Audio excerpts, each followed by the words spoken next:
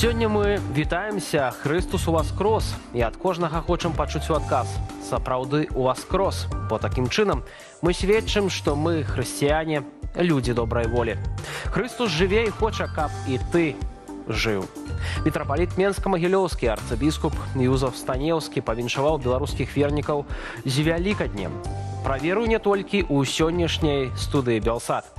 Віталь Бабін цягам гадзіны працуе для вас, пачынаем.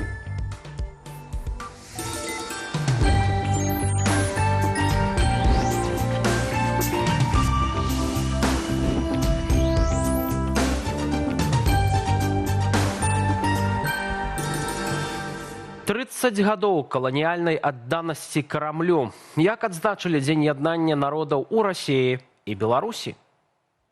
Напэўна, выйграла Масква, напэўна, выйграў рэжым Лукашенка, але прайграла Беларусь. Роман Пратасевіч чарговы раз адкрыў скрыню Пандоры. Але ці гатовыя беларусы да поўнага блакавання Ютубу? В принципе, почему нет? То есть, вы в этом проблем не видите? Я как бы вообще не вижу. В целом я не против. Отношусь к этому положительно, так как надо продвигать белорусские платформы. Христос у вас скрос. Вернікі па ўсім свеце адзначаюць Вялікдзень. Усё становіцца магчымым, калі мы не губляем веру і працягваем працаваць дзеля лепшай будучыні. Чым бліжэй Беларусь да Расіі, тым менш беларускага застаецца ў грамадстве, у адукацыі і ў палітыцы. На гэтым тыдні праўладная частка Беларусі адзначала юбілейны дзень яднання, прысвечаны падпісанню ў 96-м годзе Лукашэнкам і Ельцыным дамовы аб утварэнні супольнасці Беларусі і Расіі. Куды нас вядзе абраны дыктатарам расійскі шлях у матэрыяле Юліі Цяльпук.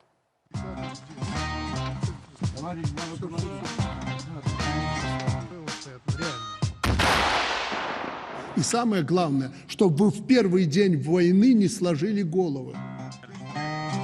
Лукашенко больш чым месяц правяраў баявую гатовасць войска. Дзясятак разоў узгадваў пра імавернасць вайны.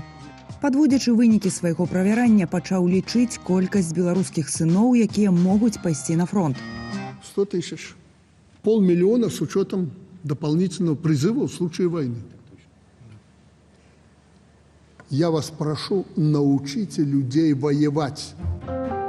Калі б Беларусь не была саюзніцаю Расіі, беларусам сёння не навязвалі б вайны і не палохалі б мабілізацыяй. Палітык Павел Латушка мяркуе, што да стану баявой гатовасці краіну прывяла менавіта саюзная дзяржава, якая на тое Крамлём і стваралася, каб совершать агрессию с территории нашей страны, и это мы с вами уже видели в 2022 году, а также создавать угрозы дестабилизации ситуации в отношении других государств-соседей, а возможно и агрессии. Ведь постоянно звучит в воздухе выражение, словосочетание «Сувалский коридор», который теоретически русские захотят пробить для того, чтобы соединиться с Калининградской областью. Праз дзень пасля вайсковага паседжання 2 красавіка Лукашенка і Путін абмяняліся віншаваннямі з нагоды знакавай саюзнай даты Дня яднання. Заснавалі яго 30 гадоў таму пасля падпісання дамовы аб утварэнні супольнасці Беларусі і Расіі, што зрабілася падмуркам далейшай інтэграцыі краінаў спачатку ў саюз Беларусі і Расіі, а ў 99-м годзе ў так званую саюзную дзяржаву, што, праўда, наступныя 18 гадоў Лукашенка ўдавалася пазбягаць рэальнага збліжэння з Крамлём. Хочу выразить надежду на то, что мы и дальше будем делать все для того, чтобы наши народы и страны чувствовали свою близость. Адчувальны ціск Крэмль пачаў у 2018-19 годах. Узняў цэны на нафту, паставіў пад пытанне і льготы на газ. Часткова заблакаваў беларускі экспорт, прыпыніў рэфінансаванне старых і выдачу новых крэдытаў. У абмен на інтэграцыю Лукашенко патрабаваў роўных эканамічных умоваў. Если наши предприятия покупают за $200, значит и конкурирующие предприятия должны иметь такую же цену. В противном случае мы просто не сдадим основу наших отношений.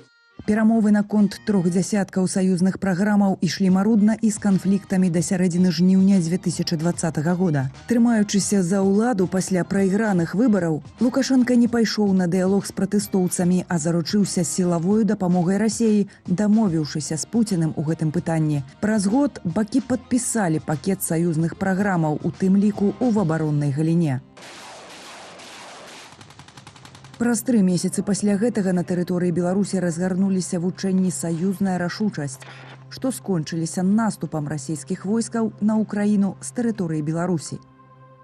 Без інтэграцыйнага працэсу я ўпэўнены ў тым, што імперскія амбіцыі Расіі не былі б зрэалізаваны. З прычыны таго, што інтэграцыя для Расіі і прыглынанне эканамічнае, палітычнае ў пэўных аспектах было паспяховае. Беларусі гэта акрыліла Расію, дала ёй іншыя механізмы пашырэння уплываў на постсавецкія краіны. Паралельна так званай саюзнай дзяржаве ў апошнія дзесяцігоддзі утварыліся Еўразійскі эканамічны саюз, мытны саюз і вайсковы блок АДКБ. Расія ў гэтых звязах найбуйнейшая эканоміка і наймацнейшая вайсковая сіла. Яна фінансуе значную частку бюджэтаў і дыктуе правілы гульні. А якіх мэтаў дасягнуў Лукашенка? Расія была тым шчытом, які гарантаваў, што ані Захад, ані беларускае грамадства не будзе ў стане змяніць гэты рэжым. Расія заплаціла Лукашенка і Беларусі за тое, каб краіна заставалася ў сферы ўплываў больш за 100 мільярдаў даляраў. Гэта лічачы і крэдыты, і нізкія кошты, і іншую падтрымку на працягу вось гэтых 30 год. Выйграла Масква, напэўна, выйграў рэжым Лукашенка, але прайграла Беларусь. Паколькі рэжым заблакаваў працу незалежнай сацыялогіі, на гэты момант не ведаем, колькі ў Беларусі прыхільнікаў такога саюзу і колькі праціўнікаў. Апошніх пазбавілі права голасу. Вынішчылі больш за 1000 арганізацыяў грамадзянскай супольнасці, незалежныя медыі і культурныя праекты. Святкаванне Дня яднання ў Крычаве супольна з гасцямі са Смаленшчыны добра ілюструе кірунак выхавання лукашэнкаўцамі новага пакалення. Расійская мова і сцяг, савецкія подзвігі, наратывы пра братства народаў. Праўладныя тэлеграм-каналы, згодна з улюбёным прыёмам прапаганды, перакручваюць сэнс падзеяў. Наше союзное государство – это сильное основание для мира. На справе ж, трапіўшы ў пастку Крамля, ці здолее Лукашенка захаваць мір і не пусціць крамлёўскага калегу на тэрыторыю Беларусі, калі той задумае ваяваць і з еўрапейскімі краінамі. Спікер каардынацыйнай рады Артём Брухан мяркуе, што ў Лукашэнкі яшчэ ёсць ратавальнае кола. Праз інструмент таго круглага стала, нацыянальнага дыялогу, як хочаце, можаце назваць, але сутнасць у тым, каб атрымаць легітымнасць новага кіраўніцтва ад народу, а не ад Расіі, і чаму Расія тут не зможа ўвесці войскі, умоўна кажучы, да таму што гэта ж унутраныя працэсы. Не в рэвалюцыі, сам Лукашенко ініцыяваў паразмаўляць, дамовіцца, там кадравыя перастаноўкі. Таму тут у гэтым сэнсе яшчэ шанец ёсць.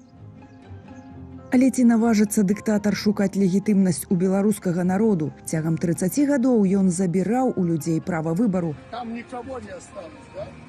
А ў 2020-м узняў супраць іх аўтамат. Юлія Цельпук, Белсат. Працягнем абмяркоўваць інтэграцыю Беларусі і Расіі з Анатолем Лябедзькім, дырэктарам Цэнтру «Еўрапейскі дыялог», а таксама дарадцам Святланы Ціханаўскай у парламенцкай супрацы, які з намі знаходзіцца на відэасувязі. Добрый вечар, спадар Анатоль. Дзякуем, што далучыліся да нашага эфіру. Вітанне, дзякуй за запрашэнне. Паліталагіня Аліна Харысава звярнула ўвагу ў эфіры Еўрарадыё на дыскусію, якая разгарнулася ў сацыяльнай сетцы Threads. Шла размова пра святкаванне Дня яднання ў Расіі і Беларусі. Маўляў, усё гэта нагадвае такія каланіяльныя стасункі паміж Расіяй і Беларусю, бо у нас гэта і флешмобы, і пафас, і паказуха, і школьнікі выходзяць, размалёўваюць сябе там у колеры расійскага сцяга, а ў Расіі ніхто і не ведае пра гэтую саюзную дзяржаву. Чаму, спадар Анатоль, насамрэч зусім рознае святкаванне, зусім рознае ўспрыняцце гэтай саюзнай дзяржавы ў Расіі і ў Беларусі? Я б усё ж такі адзначыў, што ёсць агульнае.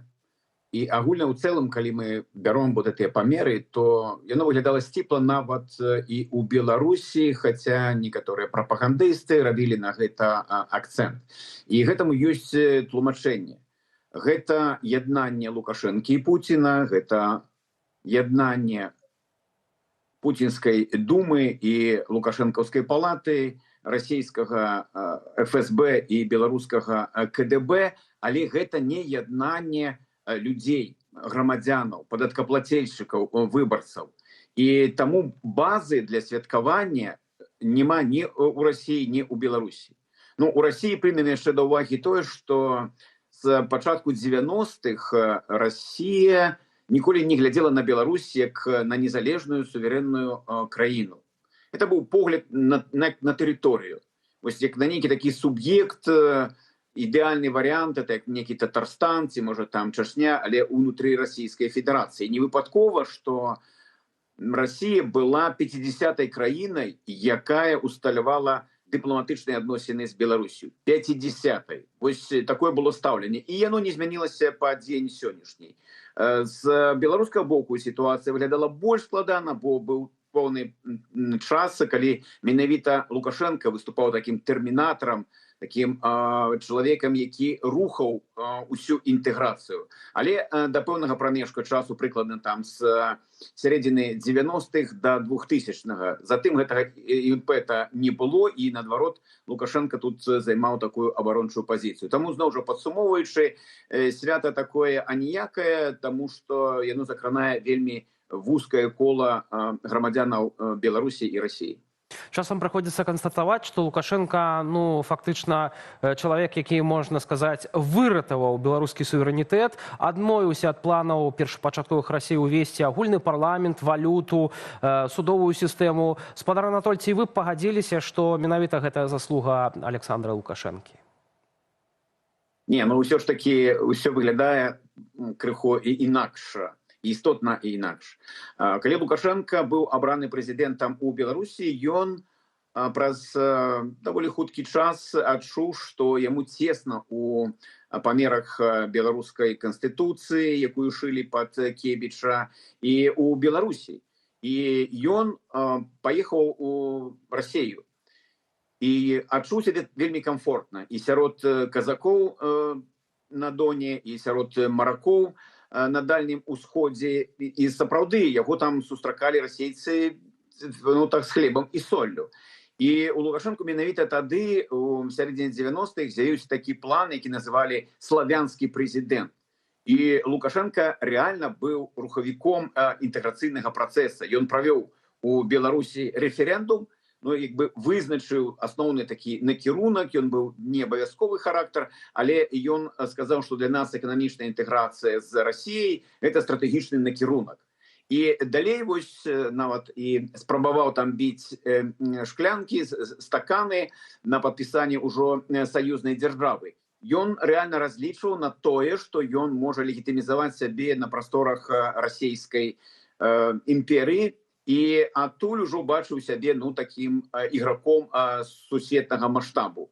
Але прыход Пуціна азначаў адно, што расійская эліта не дазволіць чужаку, варагу Лукашенку прыйсці ў Кремль і прымерыць на сябе шапку Манамаха. Вось з таго часу ўжо і пачалася іншая сітуацыя, іншы адлік часу, і Лукашенко ўжо абараняўся ад гэтай самай інтэграцыі. Ну, наколькі паспяхова было бачна ў вашым сюжэце да 18-го года, калі яго проста не прыціснулі да мура. Спадар Анатоль, Лукашенко не так даўно казаў, што няма такой сілы, якая б магла дараваць Беларусь ад Расіі. Сапраўды няма такой сілы? Такая сіла – гэта свядомы выбар людзей і грамадзянаў. І калі была такая магчымасць даць у Беларусі нейкі час для такой шырокай дыскусіі, а пасля правесці рэферэндум, то я б тут сказаў бы, што якраз гэта і ёсць сіла, якая можа адарваць Беларусь ад Расіі. Усё ж такі, калі была сацыялогія, то 95% людзей на пытанне: вы готовыя, каб Беларусь стала часткай Расійскай Федэрацыі, тым жа хаця б Татарстанам ці Чачнёй, адказвалі адмоўна.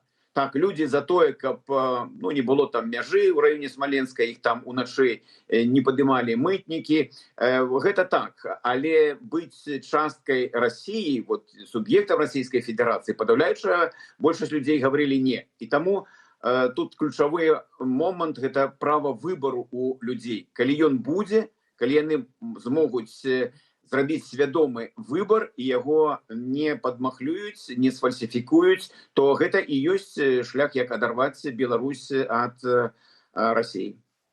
На гэтым тыдні Лукашенко пужаў зноўку вайной беларусаў і відавочна мы ўжо шмат часу назіраем, што сам Лукашенко не гатовы да гэтай вайны, але калі запатрабуе Пуцін мабілізаваць беларусаў, каб дапамагаць Расіі ваяваць супраць Украіны і Еўропы, магчыма, таксама, што зробіць Лукашенко, на ваш погляд? Ці ён далей будзе супраціўляцца, ці супраціўляцца ўжо няма ні сілаў, ні сродкаў, ні сэнсу?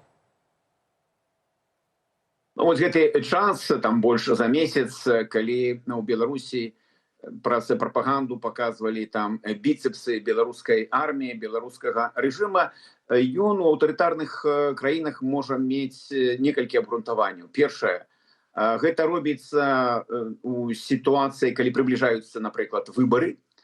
І вот тут яскравы прыклад, гэта Угоршчына, гэта Орбан. Другое, для того, каб адцягнуць увагу грамадзянаў ад іншых балючых пытанняў, напрыклад, эканамічныя, сацыяльныя пытанні, альбо каб яшчэ больш закруціць гайкі, прыняць нейкае заканадаўства ці змены на ўзроўні правапрымяняльнай практыкі, каб зменшыць магчымасці для людзей і усталяваць большы кантроль. Калі мы пакладзем вот гэта на беларускую сітуацыю, то выбараў у нас няма ўжо некалькі дзесяцігоддзяў, і могуць быць тут любыя лічбы. Таксама гайкі ўжо закручваць няма куды, можна тут і разьбу сарваць. Адзінае, што я б сказаў, тут відаць, это тое, што Лукашенко ўсё ж такі працягвае змагацца за нейкую частку хіскага электарата, якія могуць засынаць там белымі, а прачынацца чырвонымі. Яму ўсё ж такі трэба нейкая сацыяльная апора ў грамадстве. А другое, і відаць, гэта самае галоўнае, то, што хацеў зрабіць Лукашенко праз эту мабілізацыю сваіх сілавікоў, паглядзець рэальна, ці ёсць за ім вот гэты падмурак сілавых ведомстваў, наколькі ён можа быць апірышчам для яго. Думаю, што Лукашенко, калі гаварыць пра нейкія пагрозы для рэжыма, ён разглядае гэта Украіну і Кремль, як не дзіўна. Украіна — гэта тая краіна, дзе зараз ніхто не будзе лічыць да 10, зразу могуць даць па фэйсу і вельмі балюча. Ну, а Пуцін заўсёды будзе гуляць у сваю гульню. І ён сёння настолькі пасадзіў на кароткі павадок Лукашэнку, што таму сапраўды вельмі дыскамфортна, і мы гэта бачым па яго актыўнасцях на амерыканскім накірунку. Таму ён хацеў з аднаго боку прадэманстраваць, што ён кантралюе сітуацыю і ўсё ж такі зразумець, вось тыя сілавікі, якія вакол яго, гэта яго асноўная сацыяльная база, яны будуць за яго змагацца, яны будуць змагацца за будучыню яго сям'і ці не. Вот гэта тое, ад чаго баліць у Лукашэнкі галава. Але ці будуць гэтыя сілавікі супраціўляцца Расіі, калі тая захоча ўсё ж такі анексаваць тэрыторыю Беларусі? Вось я думаю, што якраз Лукашенко адным з пытанняў таксама хацеў зразумець гэта.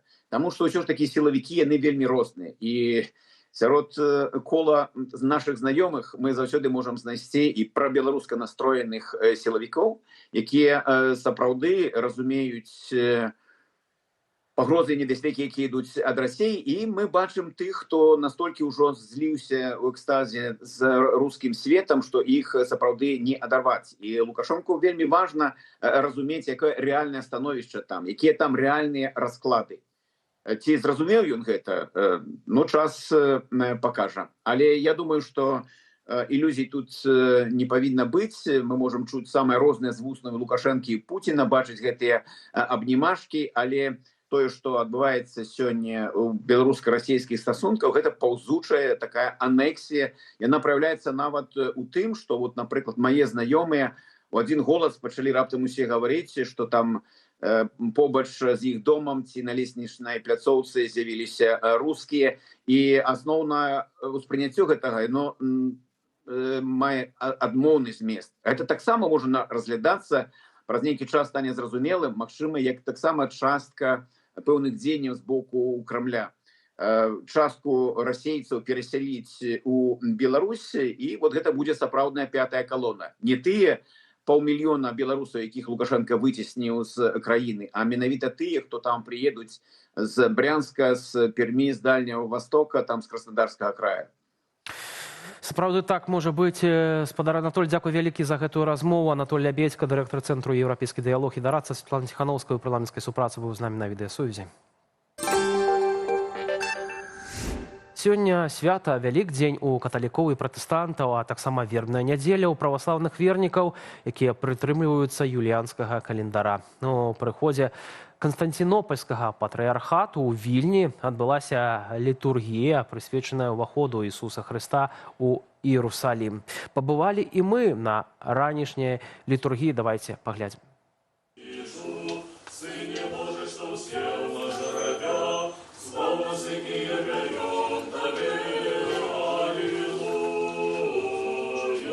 Это такое штосьці заўсёды з дзяцінства, вельмі весёлае, радаснае, з гэтымі вось вербачкамі, гэтымі ўсімі пальмавымі галінкамі.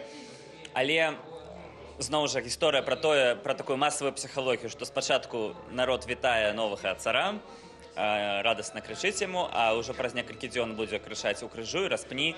І вось мы з гэтай радасцю уваходзім у вельмі цяжкія змрочныя дні памяці пра пакуты Хрыста. Господу помолимся. Господи, помилуй.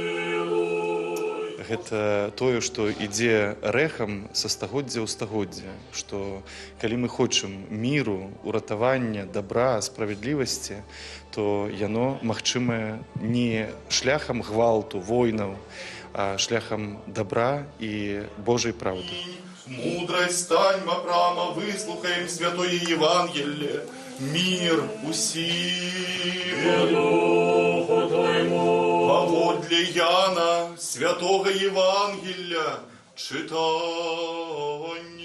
З наступаючою Пасхою вас, з світлим Христовим Воскресінням, хто святкує сьогодні, і з ходом Господнім в Єрусалим. Хай Бог береже всю Білорусь і нашу Україну. Сьогодні пойду яшчэ віншаваць і святкаваць каталікоў нашых, якія ў касцёле беларускім. Будем там их с Пасхой віншаваць, спяваць беларускія песні. Так что у нас сегодня и у одной парафии свята, и у другой. Так что мы сябруем и один одного віншуем, як заўсёды было ў Беларусі. Осанна на вышине, благословенный той, кто приходит у имя Господне. На гэтым тыдні YouTube выдаліў акаунты адразу трох найбуйнейшых дзяржаўных медыяў – Белта, ОНТ і СТВ. Чаму так адбылося і як рэагуюць прапагандысты, Ян Федарович працягне тэму. Платформа YouTube выдаліла адразу 3 каналы з лукашэнкаўскай прапагандай – Белта, ОНТ і СТВ. Тыя паабяцалі меры ў адказ і нават зладзілі апытанку наконт магчымасці блакавання YouTube у Беларусі. Я использую много других платформ, помимо иностранных. По большей части это отечественные платформы. То есть, если YouTube заблокирует в Беларуси, вы бы смогли перейти на другое приложение? Да, есть куча других приложений. Я не так часто пользуюсь, поэтому, в принципе, почему нет?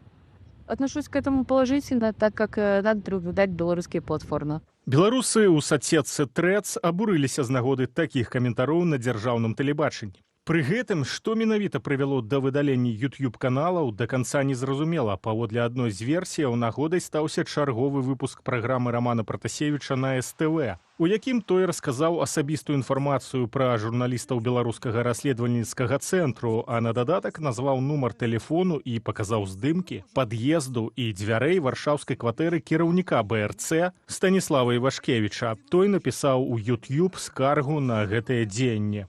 Нужно подождать, пока какой-то официальной информации со стороны Ютуба, чтобы точно делать предположения. Но в связи с тем, что каналы были автоматически заблокированы в один период времени, можно предположить, что они были взаимосвязаны между собой. И, соответственно, здесь, скорее всего, можно предположить, что просто все 3 канала управлялись с помощью одной учетной записи. У выніку СТВ ўжо стварыў новы канал на Ютьюбе, які актыўна рэкламуе, а вось ОНТ і Белта, выглядае, чакаюць развязання сітуацыі. Павел Латушка, намеснік кіраўніцы аб'яднанага пераходнага кабінету і лідар НАУ з намі на відэасувязі. Добрый вечар, спадар Павел. Добрый вечар, вітаю вас, вітаю всіх глядачоў Белсата. Ну і віншую таксама ўсіх, хто адзначае сёння свята каталікоў, ну не толькі каталікоў, са святам. Дзякую вам за гэтае віншаванне. Спадар Павел, можа быць, у вас ёсць нейкая версія таго, чаму так адбылося, чаму YouTube мог выдаліць вось адразу цэлых 3 каналы лукашэнкаўскай прапаганды? З аднаго боку, гэта канкрэтная скарга, і мы бачым, што гэта магчымая рэакцыя на скаргу спадара Івашкевіча, які абсалютна, маючы падставы, напісаў адпаведны зварот на YouTube. З іншага боку, гэта назапашаны эфект таго, што робяць прапагандысцкія каналы, парушаючы правілы YouTube, яны распаўсюджваюць нянавісць, непраўдзівую інфармацыю, перадаюць персанальныя дадзеныя. Яшчэ адным элементам можа быць тое, што, напрыклад, у адносінах да нацыянальнай дзяржаўнай тэлерадыёкампаніі Рэспублікі Беларусь, Белтэлерадыёкампанія, альбо, як людзі кажуць, БТ, уведзены санкцыі. Мы дамагаліся гэтых санкцый, і 3 чэрвеня 2022 года Еўрапейскі Саюз увёў санкцыі ў адносінах да Белтэлерадыёкампаніі. Таксама мы неаднойчы звярталіся да выканаўчага дырэктара Ютуба, каб ён таксама рэагаваў на тую непраўдзівую інфармацыю, нянавісць, якую распаўсюджваюць дзяржаўныя прапагандысты, выкарыстоўваючы платформу YouTube. Такі ліст, я узгадываю, быў звязаны з сітуацыяй з Дар'яй Лосік яшчэ ў 2024 годзе. Мы накіроўвалі, было і шмат іншых прыкладаў, калі палітзняволеных выкарыстоўвалі ў прапагандысцкіх мэтах і пазней транслявалі з імі інтэрв'ю на прапагандысцкіх каналах, выкарыстоўваючы платформу YouTube. Так што, я думаю, тут комплекс ўсё ж такі ўжо спрацаваў у выніку, што былі выдалены гэтыя каналы.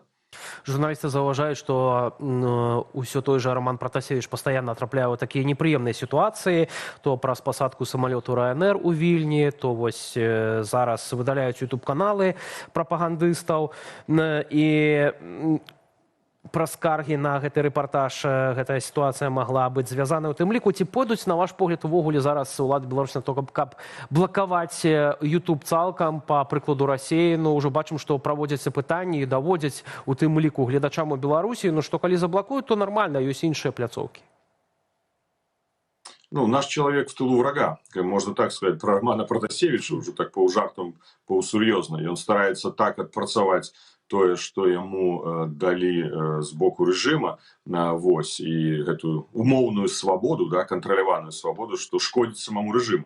Так што невядома, чым агентам ён з'яўляецца. Што тычыцца магчымасцяў заблакавання Ютуба ў Беларусі, скажу так, ну, звяртаючыся нават да Марата Маркова, Марат Сергеевич павінен вельмі актыўна падумаць, гэта міністр інфармацыі, ці гэта адпавядае інтарэсам самой прапаганды рэжыму, бо калі гэта адбудзецца у Беларусі, то фактычна Беларусі будуць вымушаны глядзець толькі расійскі контент.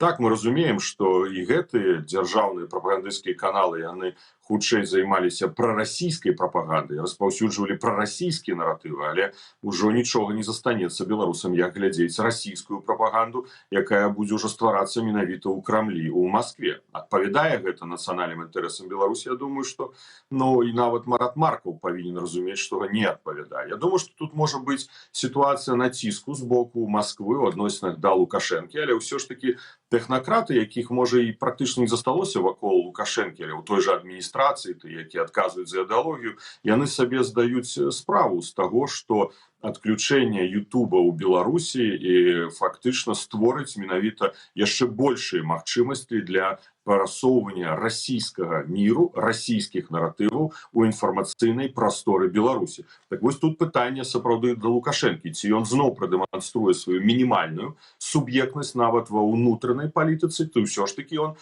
яшчэ захаваў сваю суб'ектнасць і можа супрацьстаяць нават, калі такія звароты будуць з боку Расійскай Федэрацыі.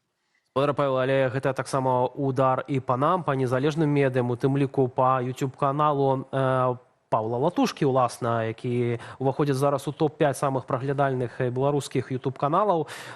Як мы б маглі б на гэта адрэагаваць, калі гэта здарыцца? Ну, зразумела, што гэта будзе біць не толькі па прапагандзе ці нават па інфармацыйным полі рэжыму Лукашэнкі. Гэта ударыць і па нас, бо нават па розных ацэнках 70-80% беларускаў праглядаюць незалежныя крыніцы інфармацыі, выкарыстоўваючы ў тым ліку і платформу YouTube, якая мае вялікі працэнт з пункту гледжання праглядаў на тэрыторыі Беларусі. Дзякую вам за ту ацэнку, якая прагучала. Так, у нас шмат незалежных СМІ, у нас шмат палітыкаў, блогераў, якія мэтанакіравана працуюць на тое, каб даваць праўдзівую інфармацыю ўнутр Беларусі. І тут мы знаходзімся у сапраўднай інфармацыйнай вайне з прапагандай. Конечно, мы выкарыстоўваем не толькі платформу YouTube, мы выкарыстоўваем і вось новыя Threads, і TikTok, і Instagram, но тады трэба ісці ўжо расійскім шляхам, калі яны выключаюць, выдаляюць усе месенджеры. Я не думаю, што гэта атрымае станоўчыя водгукі, як прадэманстравалі вось нават вы ў рэпартажы, нібы што беларусы абыякавыя да таго, што Ютубу не будзе. Гэта не атрымае станоўчых водгукаў у грамадстве, гэта будзе ствараць дадатковае напружанне, што для Лукашэнкі таксама з'яўляецца выклікам. Усё гэта працуе супраць яго улады таксама. Яшчэ одно пытанне, магчыма, яно невідавочна, але тым не менш, ці вось на гэтыя блакаванні могуць адрэагаваць у тым ліку нейкім чынам перамовы з амерыканскім бокам, улічваючы, што гэтыя перамовы працягваюцца, так, і напэўна ж Александр Лукашенко можа задаць пытанне, што ж гэтага ваша амерыканская платформа выдаліла нашыя каналы. Мы ж нічога такога не робім, а даносім праўду гледачам у Еўропе і за акіянам. Я думаю, што, конечно, яны будуць спрабаваць па дыпламатычных каналах выкарыстаць гэтую магчымасць камунікацыі прамой з Белым домам, Дзярждэпартамент ЗША, каб вярнуць сітуацыю ў стан, калі гэтыя каналы зноў змогуць працаваць, але з іншого боку ёсць і контраргументы. Я вось апублікаваў твіт і таксама звярнуў увагу спецыяльнага прадстаўніка прэзідэнта США Джона Коула на сітуацыю, звязаную з абвяшчэннем «Голаса Амерыкі» экстрэмісцкім СМІ, за тое, што людзі, калі будуць слухаць альбо чытаць матэрыялы «Голаса Амерыкі», яны могуць трапіць у вязніцу. Я памятаю яшчэ, калі быў хлопчыкам, першы раз пачуў інфармацыю пра аварыю на Чарнобыльскай АЭС менавіта дзякуючы «Голосу Амерыкі». На гэта я звярнуў увагу на Джона Коула. Так што тут, я думаю, у амерыканцаў могуць быць і контраргументы. Але вы маеце рацыю. Я думаю, што лукашысты будуць спрабаваць выкарыстаць гэтую камунікацыю дзеля таго, каб аднавіць працу гэтых платформаў.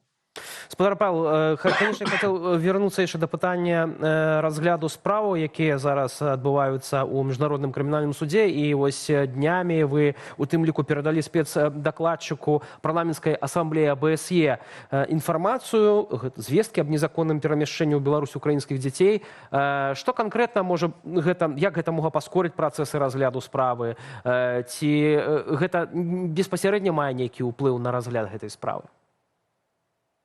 Мы працягваем працаваць па тых накірунках адказнасці, якія, я думаю, гледачы цудоўна ведаюць. У меня на гэтым тыдні адбылася сустрэча пры дапамозе маёй калежанкі, члена дэлегацыі Координаційнай рады у парламенцкай асамблеі АБСЕ. У нас ёсць Координаційная рада, мае сваіх прадстаўнікоў у ценявой дэлегацыі у АБСЕ, і гэта зноў падкрэслівае важнасць Координаційнай рады выбараў і галасавання. Мы правялі сустрэчу, дзе мы прадставілі інфармацыю спецыяльнай посланницы парламентской ассамблеи АБСЕ об ситуации, связанной с вывозом украинских детей з окупованных территорий Украины в Беларуси, які рашэнні прымаў Лукашенко, як он гэта фінансаваў, як дапамагала яго дзяржаўныя структуры у гэтым. Будзе падрыхтавана спецыяльная справаздача. Мы тут не спыняемся, і мы стаім на пазіцыі, што Лукашенко за гэта павінен панесці адказнасць. Таму мы фокусуем увагу міжнароднай супольнасці. Аналагічную інфармацыю я абяцаў перадаць і генеральнаму дырэктару па правах чалавека і правасуддзю Савета Европы, з якім у меня таксама адбылася встреча у Страсбурзе, менавіта па украінскіх дзецях, але асабліва мы разгледзелі пытанні, звязаныя са стварэннем спецтрыбунала адказнасці за агрэсію супраць Украіны. Вы ведаеце, што наша каманда Народнае антыкрызіснае ўправленне збірае доказы, і вось мы абмеркавалі алгарытм, як, каму, калі перадаваць гэтыя доказы. На сённяшні дзень сітуацыя з спецтрыбуналам яшчэ ў працэсе стварэння. 16-17 краін, магу падзяліцца інфармацыяй, папярэдне сёння заявілі аб гатоўнасці далучыцца да пагаднення і ратыфікаваць у перспектыве гэтае пагаднення. Наколькі я ведаю, толькі Эстонія пакуль ратыфікавала. Таму, напрыклад, генеральны дырэктар Савета Еўропы звярнуўся да нас, як да прадстаўнікоў Коордынацыйнай рады, з просьбай адвакатаваць у розных краінах неабходнасць як мага хутчэйшай ратыфікацыі пагаднення аб стварэнні спецтрыбунала, бо, як мы ведаем, дзякуючы нашай працы дэлегацыі Коордынацыйнай рады ў ПАРЭ, мы дамагліся, што і Лукашенко будзе у фокусе ўвагі будучага спецтрыбунала адказнасці за агрэсію. І вось калі пытаюцца вельмі часта, ці варта, ці не варта мець такі інстытут, як Коордынацыйная рада, я кажу на канкрэтных прыкладах. Варта, неабходна, бо нас чуюць, мы можам уносіць адпаведныя матэрыялы, дабівацца адпаведных рашэнняў. Вось цікавая таксама інфармацыя, можа апошняя. Уже апошні раз у гэтым складзе наша дэлегацыя Коордынацыйнай рады працавала ў кангрэсе мясцовых органаў улады Савета Еўропы, і прынята беспрэцэдэнтнае рашэнне, што ўжо будучыя чальцы нашай дэлегацыі, калі мы абярэм новую Коордынацыйную раду, могуць быць нават наглядальнікамі падчас выбараў у ўсіх краінах, членах Савета Еўропы. Раней за намі наглядалі, мы ведаем, да, як гэта гістарычна развівалася, але зараз мы атрымалі такое права ездзіць у розныя краіны Еўропы і адпавядаць за нагляд, за выбарамі, і пазней даваць высновы для прыняцця міжнародных рашэнняў. Ну, пагадзіцеся, што гэта вельмі важна. Цяпер, я так разумею, вы узгадалі пра ценявых прадстаўнікоў у парламенцкай асамблеі АБСЕ. У Радзе Еўропы беларуская дэлегацыя ўжо працуе пару гадоў, так, калі я не памыляюся, афіцыйна, так. А што менавіта дае ўдзел у парламенцкай асамблеі АБСЕ дэмсілам? Таму што ёсць там і лукашэнкаўскія прадстаўнікі. Не так даўно Лукашенко сустракаўся з дзяржсакратаром саюзнай дзяржавы Глазіевым, і ён проста смяяўся з гэтых всіх структураў, казаў АБСЕ, ОАН, там яны ж нічога не могуць зрабіць, не могуць вырашыць канфлікт ва ўкраіне, скончыць вайну там на Блізкім усходзе. Гэта ўсё пустое. Ну, то атрымоўваецца, што, ў прынцыпе, это таксама у вачах беларусаў можа падавацца, што вельмі пустыя арганізацыі, і дэмсілам там таксама няма чаго рабіць.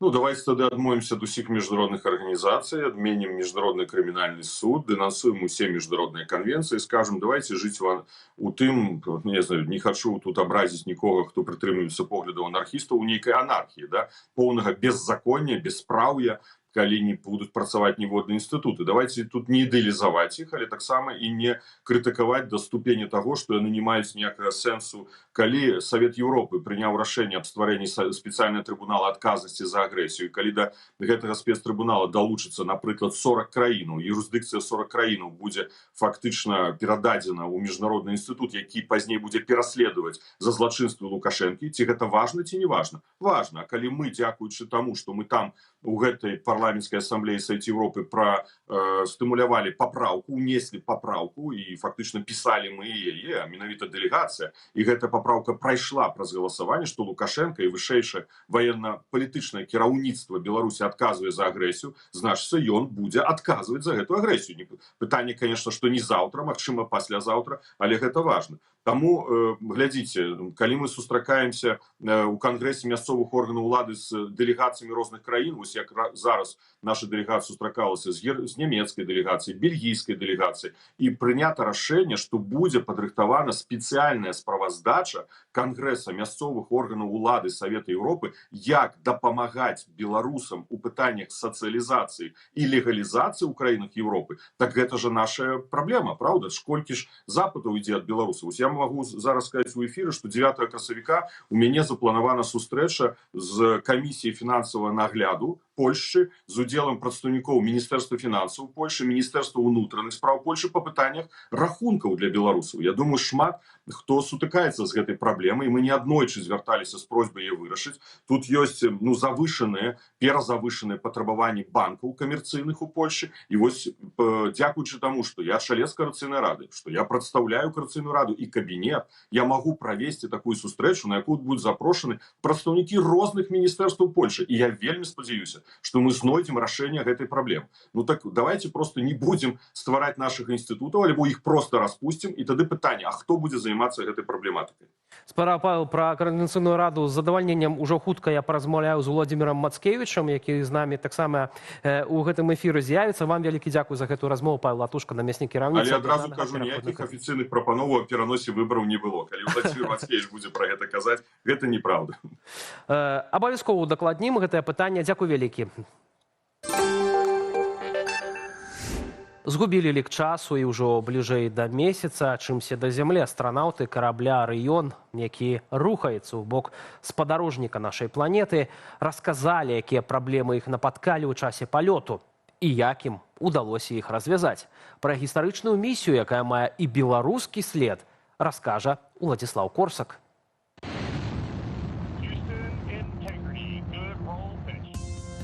Місія «Артэміс-2» стала першым з 1972 году палёту людзей да спадарожніка Зямлі. 4 астранаўты на касмічным караблі «Арыён» маюць абляцець месяц і вярнуцца дадому. Палётам збольшага кіруе аўтаматыка, але часам астранаўты бяруць кіраванне на сябе. У прыватнасці яны адпрацоўвалі аперацыі збліжэння і атрымалі каштоўныя звесткі пра тое, як «Арыён» паводзіць сябе пры ручным манеўраванні на малых адлегласцях вакол іншага апарата. Адна з самых вялікіх неспадзяванак, наколькі плаўнае было кіраванне. Мы ўсе чакалі, што палёт будзе па-сапраўднаму дынамічны, з вялікай колькасцю руху, але ўсё праходзіць вельмі гладка. У нас наперадзе яшчэ шмат заданняў. Цяперашні палёт – гэта своеасаблівая генеральная рэпетыцыя перад наступным крокам – высадкай чалавека на паверхню месяца. Сейчас Артемида-2, испытание перелетного корабля, Артемида-3 на околоземной орбите предполагается испытать и перелетный, и посадочный корабль. И вот только Артемида-4 через несколько лет должна стать уже полетом к Луне с посадкой. Місія «Артэміс-2» – гэта фактычна праверка таго, ці гатовы чалавек жыць і працаваць за межамі Зямлі. Выпрабоўваюцца новыя сістэмы жыццезабеспячэння, сувязі і навігацыі. У планах атрымаць дадзеныя пра тое, як арганізм чалавека рэагуе на працяглыя касмічныя падарожжы. Гэта плацдарм для Марса. Тут будуць вучыцца будаваць базу, здабываць ежу, здабываць ваду. І самае галоўнае, будуць правярацца умовы пражывання і агулам існавання касманаўтаў ва ўмовах вельмі моцнай касмічнай радыяцыі. Паралельна з навуковымі задачамі, вядома, ёсць і экспансіянісцка-эканамічны бок. Чалавецтва разглядае месяц не толькі як аб'ект даследавання, але і як патэнцыйную крыніцу рэсурсаў. Напрыклад, гелій-3 – рэдкі ізатоп, які можа стаць ключом да бяспечнай тэрмаядравай энергетыкі. На Зямлі яго практычна няма, а на месяцы вялікія запасы. Кратары месяца таксама крыніца рэсурсаў. У гэтых кратарах велізарная колькасць лёду, а лёд гэта паліва. Лёд гэта і вада, якую электролізам будуць складаць на водород і кісларод, і гэта паліва для касмічных караблёў. Месяц як заправачная станцыя. І, конечно, рэдказемы. Конечно, вось гэтыя рэдказемныя элементы, накшталт там і трыютилантану, составныя элементы смартфонаў, магнітаў, дронаў, усяго, як бы гэта таксама можна здабываць на Луне, на месяцы. Паводле экспертаў, чалавецтва ўваходзіць у эру новай залатой ліхаманкі, толькі ўжо ў космасе. Ідзе гонка за доступам да тэхналогіяў і рэсурсаў, якія могуць вызначыць развіццё і сусветны ўплыў асобных краінаў на дзесяцігоддзі наперад. На першым месцы гэта, безумоўна, ЗША з тэхналагічнай магутнасцю, і ЗША з сваімі сатэлітамі, гэта Великабрытанія, Канада, Японія і Еўразвяз. На другом месцы гэта Расія і Кітай. Прытым цікава, што Расія займае тут ролю малодшага партнёра, нейкага такога лабаранта. То бок тэхналагічны суверэнітэт Расія згубіла, яна як бы проста дапамагае Кітаю ресурсамі. А трэцяе месца гэта вось навічок такі касмічны і ў месяцовых даследаваннях Індыя, але гэты навічок вельмі моцную заяўку сваім Чандраянам зрабіў.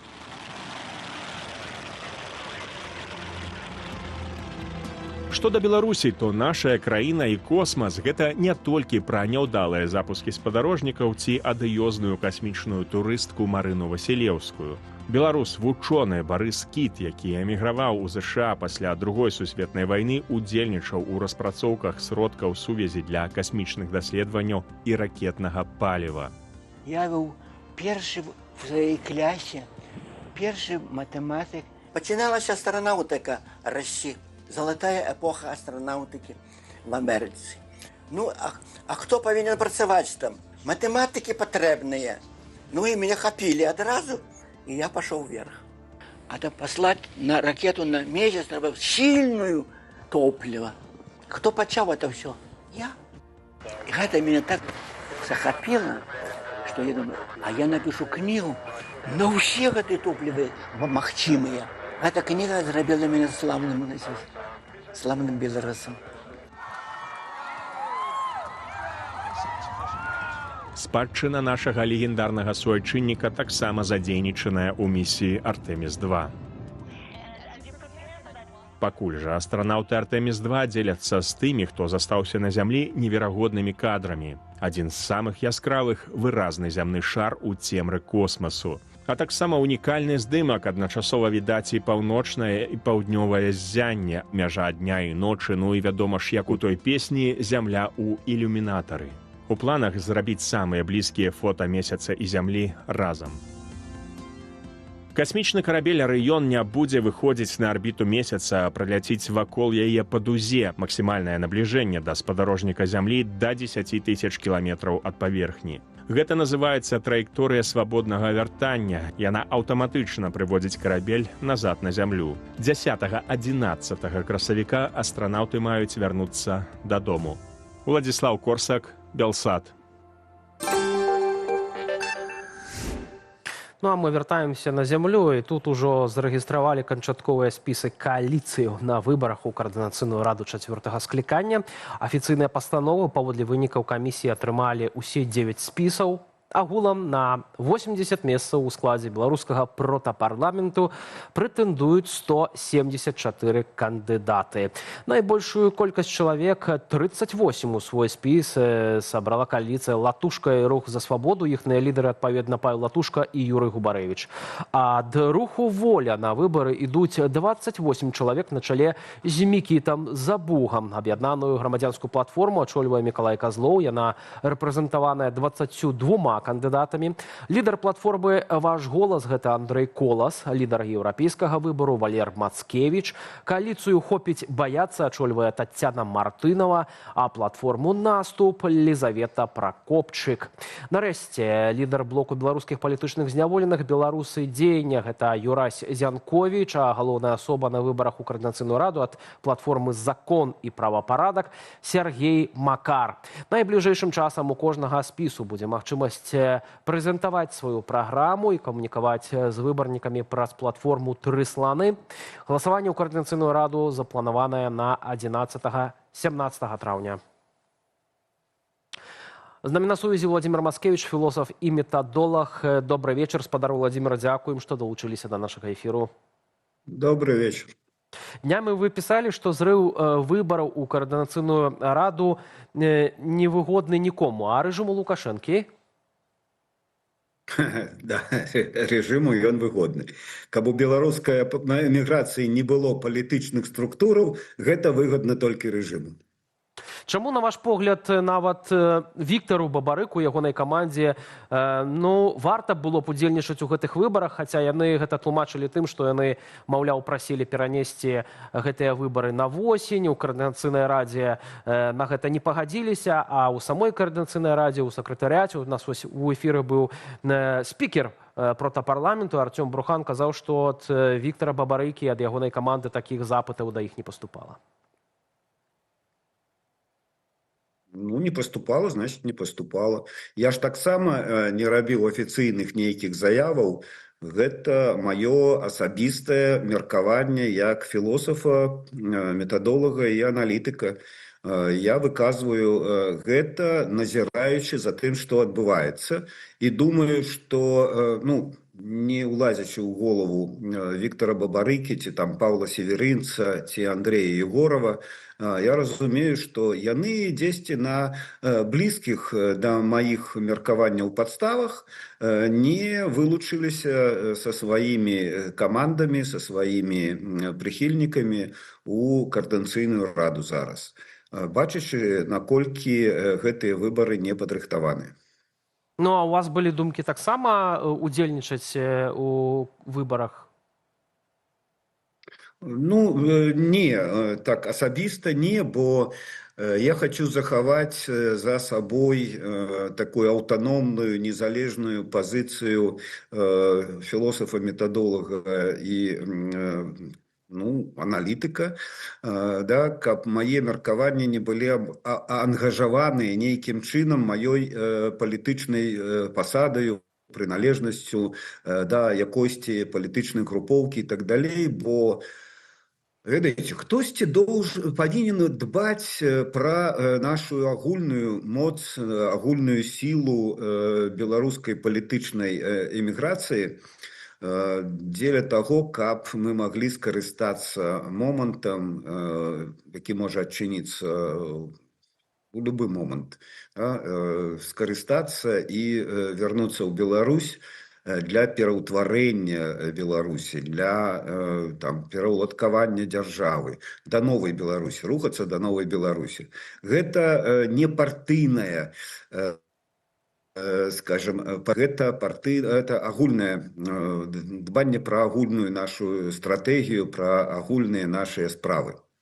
Але агулам адкуль узнікла ідэя пераносіць гэтыя выбары на восень, ну колькі можна раскачвацца? Ужо вось 2 гады працуе гэтае 3-е скліканне, і ўжо як бы прайшлі выбары, шмат было скандалаў, розных гісторый, звязаных Коордынацыйнай радай, трэба ісці далей. І тут яшчэ, пачакайце, давайце пазней. Не, тут справа не ў чаканні, а ў тым, каб мець ресурс часу, каб падрыхтавацца да сапраўдных выбараў, як мае быць, заахвоціць выбаршчыкаў, заахвоціць асноўных палітычных фігурантаў. Бо пагадзіцеся, што калі вось чаканыя, так доўга чаканыя палітычныя лідары, якія сядзелі па турмах і лагерях, нарэшце яны выйшлі, і амаль ніхто не ідзе, акрамя Зянковіча, напэўна, ніхто не ідзе з іх зараз у Коордынацыйную раду, то бок адзіны і галоўны выбарны прадстаўнічы орган.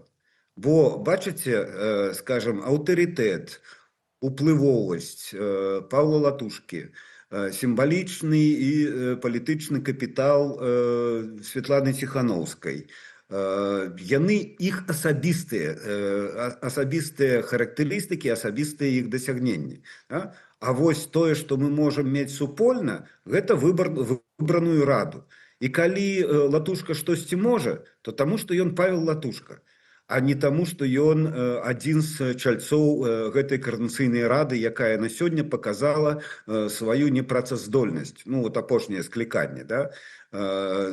Тыя намаганні, які прыклаў папярэдні склад Коордынацыйнай рады, каб нарэшце адбыліся выбары, каб нарэшце нейкім чынам рада стала, калі не заканадаўчым органам, то хоць бы там выпрацоўваючы нейкія працэдуры, нейкую павестку дня там і так далей. Усё гэта, на жаль, скажем, не працягнуў склад папярэдняй рады. Вось тое, што зараз яшчэ дзейнічае і будзе пераабранае. Вось для таго, каб Коордынацыйная рада стала сапраўдным протапарламентам, для гэтага трэба і час, і рэсурсы на падрыхтоўку выбараў, заахвочванне выбаршчыкаў і заахвочванне галоўных фігурантаў, галоўных чальцоў, лідараў нашай апазіцыі.